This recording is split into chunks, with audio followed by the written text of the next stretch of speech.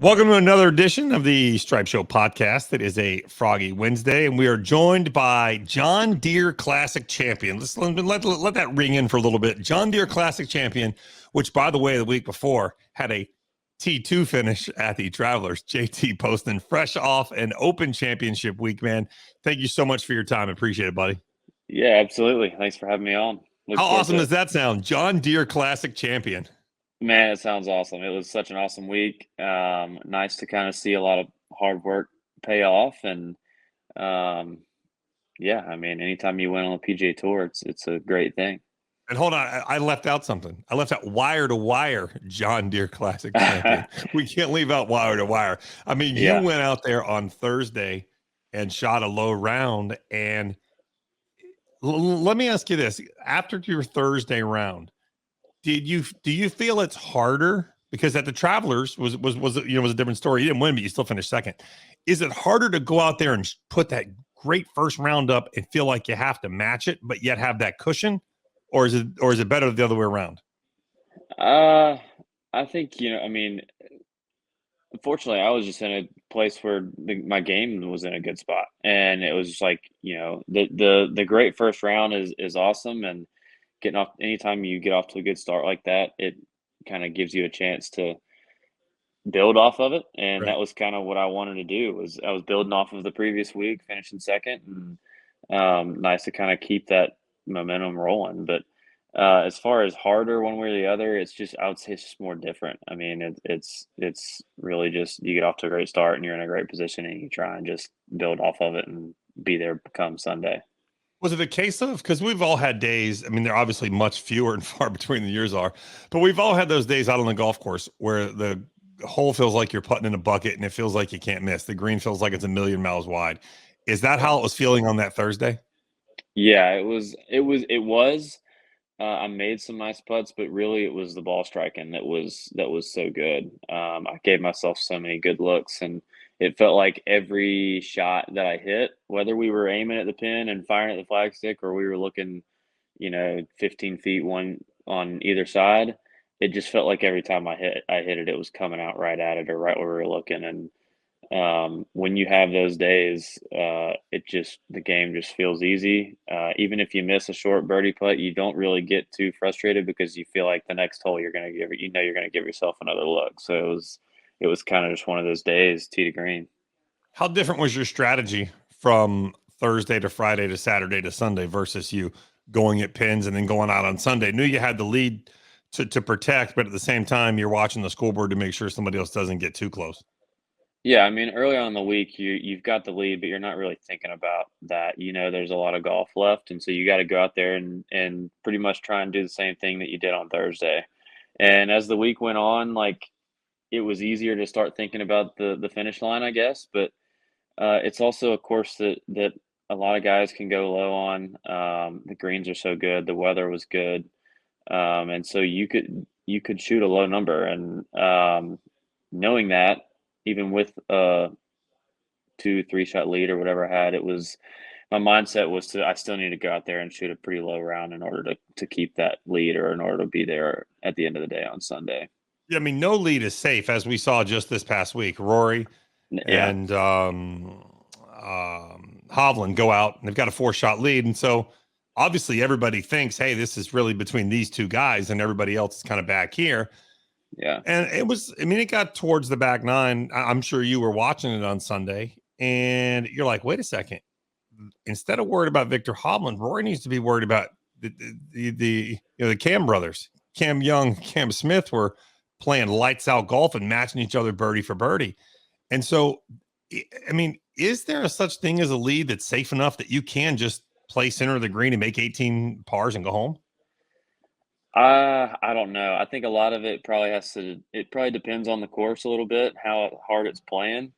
If it's a course where, par is a good score, then yes, to a certain extent. But if it's a course that's gonna yield a bunch of birdies, then you gotta go out there and you gotta try and make some birdies and still shoot a solid round of golf and see where you end up at the end of the day.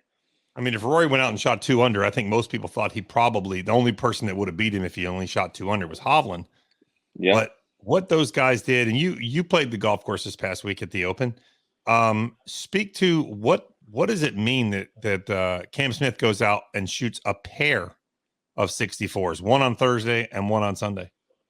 Yeah, I mean, that's just incredible golf. I mean, anytime you shoot 64 in a major is a great round of golf, but to do it on Sunday when you're in contention and have a chance to win, and then to pull out a win is wildly impressive. And he's been playing some great golf all year, so I don't think too many people were surprised to see it. But it's still an incredible round of golf, and you do something like that on Sunday of a major, then you deserve to win. JT, that was your first venture at the Open, and you obviously get to play it at the 150th there at St. Andrews. I mean, really, you could not have picked a better spot to start as far as playing the Open Championship. Talk about that golf course a little bit and what it means, because to the average person, if my front lawn or your front lawn looked like St. Andrews, your HOA would be after you. They'd be telling you, hey, you got to fix the place up. You can't let it get run down. But the truth is, the history there and what that golf course means. Talk a little bit about that, and what was your first experience like? It was an awesome week. That's a golf tournament that I've always wanted to play in the Open, and to finally get that chance and for it to be at St. Andrews was just kind of icing on the cake. But links golf, I love links golf. I think it was really cool, really fun. It makes you really have to think through the shots, and there's so many different ways you can play them, and so many different ways that a specific hole or a golf course can play with different winds and stuff like that. And as far as St. Andrews goes, last week it was really firm, really fast. So it played short. So I think that's why you saw some of the shorter holes. Guys could get drivers up there by the greens with the right wind direction, and it yielded some birdies. But if you didn't hit it in the right places, you could really give yourself some tough shots in the greens, tough shots around the greens.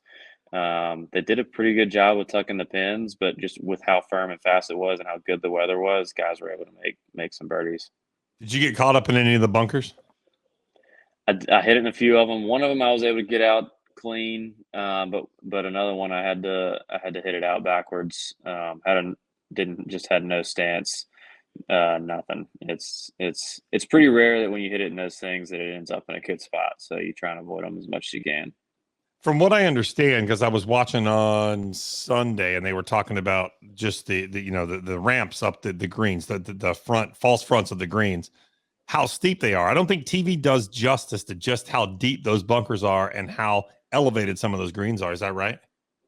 Yeah, I mean, I think a lot of the greens there are run ups where you can kind of chase the ball up, but a lot of them it is pretty steep, and you gotta um, really be precise with where you land it and kind of the trajectory that you're hitting it in there, or else it won't bounce up. And as far as the bunkers go, I thought the hardest part about the bunkers is obviously you're trying to avoid them, but a lot of them you can't see from the tee, or Oh, I mean, you can see the ones coming in the greens, but the ones that are really in play that are penal are the ones off the tees, because you're just hitting it out sideways basically and trying to get up and down from the middle of the fairway. And a lot of times you're standing on tees and you have an idea of kind of where it is, but with it being as firm as it was, you could hit it. You could have it coming down in the fairway left of a bunker, but if it was fading, it could run into the bunker, and you don't really know. So a lot of times it felt like you had to split the middle of the fairway in order to keep it away from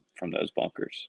and that's really the beauty of that golf course, right? I mean, that really is kind of what it is, and you've got to be, you know, it's weird that a golf course that's not too long has still stood the test of time. That golf course still stands up to today's game. Yeah, I mean, and that's what I learned, I guess, talking to other guys that have played a little bit more links golf is links holds the test. It stands up to the modern game because of how firm and how much slope is in some of these greens. But a lot of the defense is the weather, and so when you catch it on good weather days, you can still have low scores like this past week. But if there was bad weather last week, then it would have been really, really hard to shoot something under par in a round of golf. So, it was. I thought it was great. I look forward to getting back out there, for years down the road. How difficult's that tee shot on 17? The tee shot, I don't think is as hard as I thought it was going to be. It's the shot in the green that's hard to get it close. Yeah, there's nowhere to miss there. If you miss it right, obviously you're gone. Right, you're in the road. Left is in that bunker that's dead. And even if you hit it short of the green, it's not an easy two putt or chip or up and down or anything like that to any of those pins. So, but the tee ball, you just have to get comfortable with hitting it far enough right. The first couple times I hit good shots, but I couldn't make myself aim far enough right. But once you kind of realize how far right you can hit it and still be in the fairway, then it's really not too bad. Yeah, on TV they were saying, there's that green Old Course Hotel logo there right in front of you on 17. They were saying hit it over the O in hotel, like that far right, which really you got to feel like you're almost aimed out of bounds. Yeah, you do feel like you are. And I would even say that, the O is kind of the middle of the fairway, but we had it downwind, down off the right most of the week. And so I would even go as far as saying if you hit it anywhere on any of the lettering, you probably were going to be in the fairway. So it's hard to wrap your head around hitting it that far right when you can't see the fairway at all, but you can see kind of some other holes to the left. But hitting it that far right, you do feel like you're about to hit it in somebody's balcony in the hotel, and it's going to be 20 yards out of bounds. But then you get up there and it's in the right center of the fairway. Wow. Did you get any chance to see any of the Tiger moments that were going on? I did not. We were on the golf course when he walked across the bridge on Friday. We were probably on 4 or 5, but okay. you could hear all the cheering, and you could hear everything going on at 18.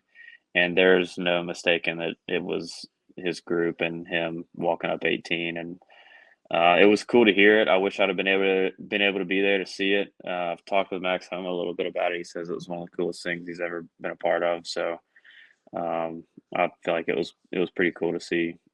Yeah, Homa and Fitzpatrick did the right thing. They kind of slowed down and let Tiger walk across the bridge, not knowing if he was going to stop. That was really the talk on TV was, is he going to stop and say, hey, this is it, or is he just going to walk? And you know what? I admired. He just kept walking. I think in Tiger's mind, there's no quitting, and he just still wants to play.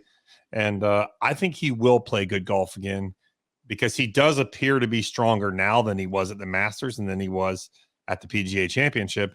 I just think that without having the practice time, obviously his game is showing the rust of not being able to put in the hours. Yeah, the competitiveness of Tiger is his biggest strength, I would say, and he's not going to go down without a fight. So he's gonna. I think he'll be back, and I think you're right. I think he'll play golf at a high level again, and it's just probably a matter of him figuring out what his process needs to look like. What does that look like to have him ready to play in these big events and play at the level that he knows he's capable of playing? So I'm sure he'll figure it out. His long game wasn't terrible. Like he hit some good drives. He didn't miss a lot of fairways. He didn't play terrible, and even his long iron game wasn't bad. His short game, chipping and putting, was not good. His speed on the greens was not good. Did you find it difficult to get the speed on the greens down? Was it different than what you're used to here? It was. Again, that was my first Open experience, so there was a learning curve to the green. There was a learning curve on the greens for us, and it's just a little bit slower than what we're used to. Really? Week in and week out on tour, and a lot of that has to do with the slopes that are in the greens. They can't be much faster, or else or if you get any wind, it would be kind of silly. But yeah, it's really hard to get the ball close, and in some places it's really easy to leave yourself putts that are close to 100 feet, and so you're not used to hitting putts of that length hardly at all, much less 4 or 5 times in a round. So it was very different, but I thought it was really cool. But definitely there was an adjustment that needs to take place, for us next time. Right. But a great week by Cam Smith. I thought the up and down on 17 there in front of the road bunker on Sunday was really kind of was the nail in the coffin. I know that Rory did end up birdieing 18 anyways, but that was just an amazing up and down to play safe there, play out to the right, and then roll in a 12-footer, 12, 15-footer as if it was, I mean, he rolled it in like it was a 4-footer. It was really, truly remarkable. Yeah, I mean, that was he had made a lot of putts earlier in his round, obviously. So I'm sure he was sitting there thinking, I just need to give myself a good look, a decent look, and I'm feeling confident with the putter and can go from there. So it was impressive. So it has been an eventful couple of weeks in golf. I would like to point out that we're going to get basically 16 minutes into this podcast before we're going to talk about the bad guys. So you know, it's just it is unfortunate that it has become the talk of golf, and you and I were talking before we did the podcast that it's starting to become the talk of people that don't know anything about golf. Just the Twitter keyboard warriors. Did you notice a difference? Because I'll be honest with you, as a fan watching on television, they did not have a press conference. They didn't talk about them. They wanted basically nothing to do. The first LIV player I saw on television was Dustin Johnson after he had played really well on Friday. That was really the first time I had seen them kind of embrace somebody who had made the jump. Are you noticing a difference in the way that the relationships between players of guys that have gone over to play the other series versus PGA Tour players? You mean relationships between the tour and those guys, or relationships No, between the amongst the players, like players? the players because obviously you're not seeing the PGA Tour events anymore, but when they're being seen at major championships for now while they are able to play, are you noticing a difference in these guys over here, the tour players, and these guys over here, the LIV players, and that is not that there has been a line drawn, so to speak? I haven't noticed much of a difference, guys treating people any differently, I would say. I think a lot of the guys on the PGA Tour they probably have a similar stance in that, like, you don't hold it against anybody that they went and, you know, played to live and made a bunch of money, and if that's what they want to do, then great. But don't, I think where guys have an issue is when they're trying to double dip and they're trying to come back and play the PGA Tour. And it's like, if you want to go, then go. That's fine, But we're good here. Like, the PGA Tour has got a great thing going. It's not like they've treated anybody poorly, and I don't know. I guess people have their reasons, and that's why guys do it. Yeah, I mean, what I don't understand is, so if they are going because they want to play less, or they think that the PGA Tour has treated them unfairly, the word is when you go, you have to play the 14 events or 15 or 16, however many events there eventually will be. So if you want to play your 14 events and then you still want to play the majors, that's now 18 events. That's more events than you were required to play on the PGA Tour to keep your membership, number one. Number two, if the PGA Tour has treated you so badly, why are you now suing to play more golf and play more events on the PGA Tour if the PGA Tour treated you so badly? That's what doesn't make sense to me. Yeah, and nobody's making if you're on the PGA Tour, nobody's making you play. You don't have to go play in events. Now, if you don't play, you might fall behind in the FedEx Cup. You might not keep your card, or if you're somebody that's fully exempt, you might not make the playoffs, and then but nobody's making you show up to an event. So, I understand that guys they want the time off, and the tour's making some adjustments to the schedule to give guys a little bit more of an off season. So I think all that stuff was kind of coming down the track anyways, before all the live stuff kind of came about. But yeah, I mean, I don't the scheduling, I don't see how it's that much different, Right. especially if you're trying to play both tours. Right, exactly. And that's the thing that, if you want to go and make your money, that's fine. But then don't come back and try to take money out of the PGA Tour pot when you already Right, left. That's right. I totally see where people like Billy Horschel are completely outspoken. I love that Billy has kind of stood up and said what I think a lot of people are thinking, and some people don't want to say. I love to see the support from Tiger. I love to see the support from Dustin. I mean, from Justin Thomas and from Rory McIlroy, from yourself. I like to see the guys that are hardcore. I do think there are some that still have a price tag, and if that price tag's met, I think they will bolt. I just think that's unfortunate. Yeah, I mean, I think you know I think a lot of what Tiger said last week in his press conference was awesome. I really liked how he kind of painted that picture. I think Rory's done an incredible job representing the PGA Tour and kind of his stance and his thoughts. He's somebody that is very well respected, I would say, amongst the players, and very well spoken, I would say, when it comes to issues like this. So anytime he says something, a lot of guys are listening. Now, JT, has it changed your opinion? Anybody who has left, and there's no names to be called, but has it changed your opinion of anybody who's left about the way you feel about them professionally versus the way things were before? No, not at all. Like I said, I don't fault anybody for going and doing that. Mhm. You may not agree with where the money's coming from. You may not agree with um, their stance on it, but I don't fault anybody. Some of these guys are my friends, and that's if they choose to do that, then that's great. I don't fault them about it. I'm still gonna go grab a beer with them, if I get the chance. But um, is it something that I would do? Do I agree with it? Probably not. I think that's just how I was raised. It's kind of where I stand, how I believe. The PGA Tour is not a bad. It's an incredible opportunity, and it's something that I don't ever want to take for granted. And so it's something that um, I'm proud to be a part of. You mentioned the schedule changes and money changes that are coming up. What is the basic thought of the players on the tour? What's the mood of the schedule and the money changes that are upcoming? I think it's good. I think a lot of guys would agree they would like to have um, a little bit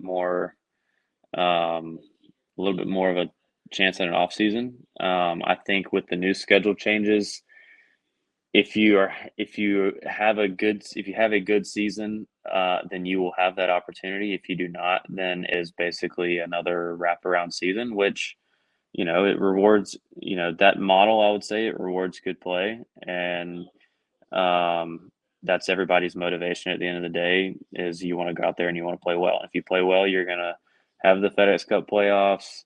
You're gonna have these big events in the fall. You're gonna have more time off to go spend time with family, go on vacation with your wife's significant other, kids, whatever your reason may be. I think it just gives guys a little bit more freedom to kind of do what they want with that new schedule. Yeah, I like the good play is being rewarded. So if you play well, you don't have to play the wraparound season. Yeah, And then at the same time, you don't find yourself behind the eight ball once the new season starts in the FedEx Cup standings. right. And it doesn't change none of the eligibility as far as status goes out there. When there's still 125 guys that are going to be fully exempt at the end of the year. It's just instead of it being after the Wyndham Championship and before the playoffs, it'll be at the end of the calendar year at the RSM as it stands right now, and still the same number of guys that'll be fully exempt. Nothing like that changes, which I think is good, and it just rewards the guys that play well to make a little bit more money in the fall and have a little bit more freedom with schedule. Right. And you made it very clear that obviously the other tour is not something you'd be interested in. But after, well, I'll ask actually a twofold question. Were you contacted at all before your victory, or were you contacted after your John Deere Classic victory? I haven't been contacted at all directly. I think they sent out an email to all the players basically saying this was a while back before any tournaments were being played. That basically, I think I don't even remember exactly how it was worded or what it said, but it was something along the lines of if you're interested in playing, then here's how you get in contact and figure out whatever how it works. But it's never really been something I've been interested in. I haven't talked to anybody. I don't have much interest in talking to anybody about it. I think the PGA Tour was where I dreamed of playing as a kid, as a very young kid, and to work as hard as I have to get to this position, to be successful at this level in the game of golf, and then to turn my back on it. just wouldn't. I don't know how. I just don't think I could ever do that. And that's something that I'm prideful of. Is yes, the money on the PGA Tour is great, and we get to make a incredible living and are very fortunate. But I don't play golf to try and get to 18 and make a putt for $20,000, $50,000, $100,000, whatever it is, depending on how I finish. I'm trying to win golf tournaments and to be able to say that I'm a winner on the PGA Tour, and to play in Ryder Cups, Presidents Cups, like win the big tournaments, and the money is just a bonus of um, of what comes with it. When you're a kid and you're practicing on the putting green at 8 years old, you're saying this putt's to win the Masters, this putt's to win this tournament, this putt's to win this or to beat this guy. It's not this putt is for $100,000 or for $1,000,000 or that's something that I hope I don't ever lose sight of. I've got mad respect for that, man. That's awesome, JT, and that's something you mentioned, and I do want to get into, and I know that it was emotional for you to win the John Deere Classic because of all the hard work that you had put in and the people that have believed in you. When you said there were times, sometimes you really didn't fully believe in yourself, but there were people that stood behind you and pushed you. And if you could talk a little bit about that, because to us as a fan and as listeners of the podcast, it seems like it just turned around. Like here we are at the Travelers, we're second. I know you had a third place finish at the Heritage, but here you are second at the Travelers. Boom, you win the John Deere Classic. It seems like an overnight success, but the reality is that's not the case. Yeah, I mean, golf is a hard sport. It's really tough at this level. I think if you're a viewer at home, you watch week in and week out, but you're still only seeing the highlights of the guys that are playing well that week. And so it's easy to kind of get sucked into thinking that everybody's playing well and everybody's, having good years and everybody's, always shooting 64s on Sundays. But really, everybody goes through it at this level. But there are times when your game is just not in a good spot. Everything just feels like it's not going the way you want it to. And for me, that was probably going back a year and a half, when I would say I don't really think of it as like a slump necessarily, but just some golf that is not at the level that I know I'm capable of playing. Right. And there was a stretch, kind of the end of last season and the beginning of this season, where I missed, I think, 8 or 9 cuts in a row, and a lot of them I wasn't even really close to making the weekend, and so my game was just in a bad spot. And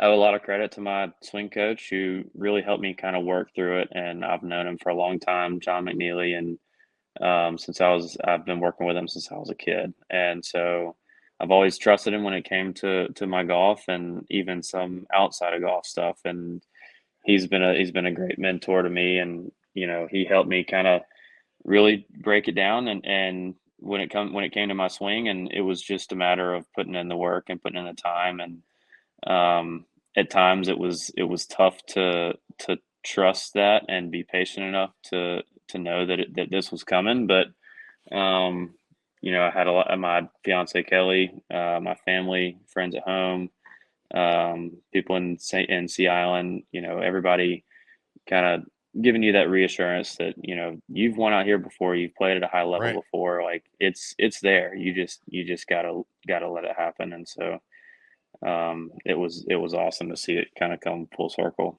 Was there ever a time you had a thought of, man, just not sure I can get it done again? Um, I think I always believed that I could. I don't think I Good. ever lost, the belief that like I can win again. It just felt like at times it was so far away. I mean, there were times where I remember just feeling like it would be a big accomplishment to shoot 2 rounds in a row that were under par. Right. And it felt like, that's you got a long ways to go when you're trying to shoot 2 rounds in a row under par versus trying to get to 20 something under par and win a golf Right. tournament at the Right. highest level. So it just felt like at times it was so far away. But I still felt like I always believed that I was doing the right things, and that was kind of what I kept telling myself is you're doing the right things, just keep doing it, and eventually it's gonna pay off. I know you said your caddy played a big role too, and the fact that you see a lot of guys now, they struggle and they either want to change a swing coach, they want to change a caddy because things aren't going well. They just need a new message. But you didn't. You stuck with your caddy. Your caddy stuck with you as well, which there's some credit to be given Yeah. there. And you stuck with your swing coach. Talk a little bit about how important Fleener was to you. Yeah, I mean, Fleener was a huge part of um, everything that day. Sunday at the Deer, even, and definitely the months and weeks and year leading into that win. It is tough when if he's in a tough spot when he doesn't have any control over the golf shot. All he can control is you know the numbers and get me in the right mindset going into these tournaments. And when you're playing that bad, it's just hard to get in that mindset. And I got to give him a lot of credit. He stuck with me. He never really got negative about where we were, where the game was when it was not good. He just, he kind of had that same mentality of like eyes forward, head down, and like we're gonna work through this, and we're gonna get to the other side, and it's gonna be worth it. And again, we knew we were doing the right things. It just needed to kind of happen. Wow, that's amazing that you guys stuck together, did what you had to do, and then to see it all the way to fruition. And I think that's where the emotion came from in the interview with Golf Channel after you won the Yeah, John Deere Classic, because it's the belief not only in yourself, but your belief in others and their belief in you. yeah. It was more so that than I knew that it wasn't just something that I did on my own. It's not a place, it's not a position you get to on your own. And going through those struggles and everybody kind of reassuring me and having all kinds of talks about um, where the golf game is, and everybody being so positive and so sure that I was going to get to that spot. And that was kind of when it really hit me that like they had stuck with me through Yeah. the harder times and the low times, and now it had finally come to fruition. I mean, golf can be a lonely sport. You're standing on the range by yourself. Then when you're out there on the golf course, you got a caddy with you, but you're oftentimes by yourself. But at the same time, when you won, it was Team JT Poston that won, not just JT Poston. And that was, and to see Kelly's sheer joy running out on the 18th green was pretty awesome, man. Yeah, yeah, I was excited. It was awesome for her to be there. She missed the first one in Wyndham. We had really just started dating when I won at Wyndham, and so she wasn't able to be there for that one. So it was awesome for her to be there and run out on 18 green, and to celebrate together was really cool. That was super cool. So we got the 3M this week. I know you're playing again this week, and then only two more events before the FedEx Cup. We got the Rocket Mortgage, and then we have the Wyndham. So I know you're playing this week. Will you play the Rocket Mortgage? I'm not gonna play Rocket Mortgage. I'm gonna take a week off. Okay, and you play the It's a Wyndham? great tournament. Yeah, I'll play the Wyndham. Obviously, have won there, and I really like the golf course, and being back in North Carolina is something I always look forward to. So Right. I'll take Detroit off and kind of have a breather and reboot, and then hit the ground running with Wyndham and playoffs. So you got 4 weeks. You'll do Wyndham and then hope to play 4 weeks in a row. Correct. Yeah, finishing in Atlanta. Yeah. Nice. Yeah. Well, before we let you go, man, congratulations on the great play. I do have to ask, what do you get? I know you get a trophy and whatnot. Do you get a tractor when you win the John Deere? Yeah, you get a gator. So there was part of the trophy ceremony. They drove me kind of down to 18 green in one of these awesome gators, and they told us, I told Kelly and I that they're saying, this is the one you get to take home. This is the one that we're going to send you. So I haven't gotten it yet, but I look forward to driving that thing around on Sea Island for sure. That's so awesome. Everybody else is riding around in a golf cart. JT's got his I'll gator be in riding the around. deer. Yeah, I'll be in the gator. Yeah, That's so absolutely. awesome. I love that they do that. I love that they give you something a little extra. A trophy's nice, but it's nice to get something a little extra to always remember that you won. Yeah, it's so unique and so unique to John Deere. So it's cool to have that as like a memento and to zip around town and I expect you to dress it up, like redneck it up a little bit. You can't just leave it stock. You gotta do a yeah, little something to it. I'll do a little something to it. I'll make it look good. It needs a sound system for sure. It's got to have a Bluetooth speaker on it. Yeah, I think it might already. If it Okay. doesn't, it definitely will have one. Okay. Before we let you go, we ask you 9 quick questions. Some have something to do with golf, and some don't have a damn thing to do with golf. You just give us the first thing that comes to your mind. Number 1, best ball striker on the PGA Tour. Justin Thomas. Wow, you're not the first one to say that. You're not. Yeah, yeah. Number 2, your favorite sports team or athlete. The Carolina Tar Heels. Okay, I like that. Yeah, I like that. Having a little bit of a hard time on the recruiting trail right now in Carolina basketball, but yeah, they'll get it back. They'll be all right. Yeah. They will be all right. Go-to food on the road. Chick-fil-A is always a easy one. You can never go wrong with a grilled chicken sandwich meal from Chick-fil-A, man. That is the best grilled chicken sandwich meal of any fast food. And the waffle fries. That was my first meal getting back from Scotland after being there for a week. Got a little Chick-fil-A breakfast, so can't beat it. Most famous phone number in your cell phone.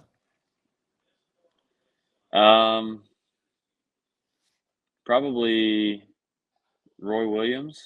Okay. Nice. That's North Carolina basketball royalty. Yeah. John Lester, maybe. Okay. Baseball player. Okay. Yeah. Player you're most nervous to be paired with on the PGA Tour, either one you've been paired with or would be.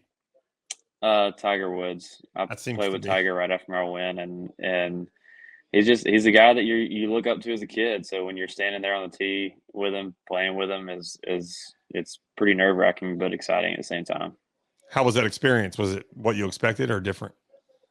It was awesome. I honestly, it was different in a good way. I thought he would have, I thought he would have shaken hands on the first tee and talked a little bit, but I thought he kind of would have done his own thing and there wouldn't have been much chat. But it was the week after the win, so I guess that helps after Wyndham. But he was, a lot more talkative than I thought he was going to be, which was engaging, which I thought was really cool. And probably knock some of the nerves off too. Yeah, it helped. Yeah, definitely a little bit. If you weren't a pro golfer, how would we know JT Poston? What would he be doing? Oh gosh, I don't know if you would know me at all. I think I would have a hard time not being in the golf world since it's been such a big part of my life. But I don't know what that would be. Maybe a coach, maybe an agent, or I don't know, something. But thankfully, golf. Golf. Yeah, thankfully golf is working pretty good so far. So I'm just gonna stick with that. Thankfully, you're a lot better player than I am. Your favorite hole or course on the PGA Tour? Favorite course is probably Hilton Head. Okay. I love Harbor Town. Yeah. I love Riv, but I've had a little bit more success at Harbor Town. So Harbor Town is probably my favorite. Harbor Town's cool. Are you a gym guy? Like workout in the gym? Yeah. Cardio or weights? Get in there. I hate cardio, but I probably do more cardio than I do weights. So, I guess cardio is my answer. A trip to the fridge to pick up a 12-ounce curl. That's cardio and weights. That counts. That counts for sure. And last but not least, music on the golf course. And if so, what's your favorite music to listen to when you're playing? I've been on a lot of country. Okay. Dustin Lynch is a good friend of Fleener's and I. So yeah, he's a good dude. So I like listening to him a little bit. I've been on a Zach Bryan kick a little lately. So he's a little bit different, not quite. They're coming here to Jacksonville in October. So if you're, I know you're not far. They're coming to Jackson in October. Okay, yeah, I need to. They are good. Have you seen them live? Have you seen Zach Brown live? No, not Zach Bryan. Sorry. Zach Bryan. I think you mean Zach Brown. Yeah. My bad. Yeah. Zach Brown's coming to Jacksonville in October. Gotcha. If you haven't seen them live, it is. This sounds like I'm exaggerating. It's life changing. Yeah. All right. It is. All right. Sounds good. If the dates work out, then I might have to do that. It is damn good. Well, JT, man, thank you for your time, man. Appreciate you being on. It's your second time on the podcast. We appreciate it. Once again, congratulations on your wire-to-wire victory at the John Deere Classic. And you're exempt now. You got, what, 2.5 years of exemption going on, so you can pick and choose and play where you want to play now. Yeah, exactly. Appreciate it. Thanks for That's having me awesome, on. man. Thank you so much. Thank you so much, JT. Have a good day, brother.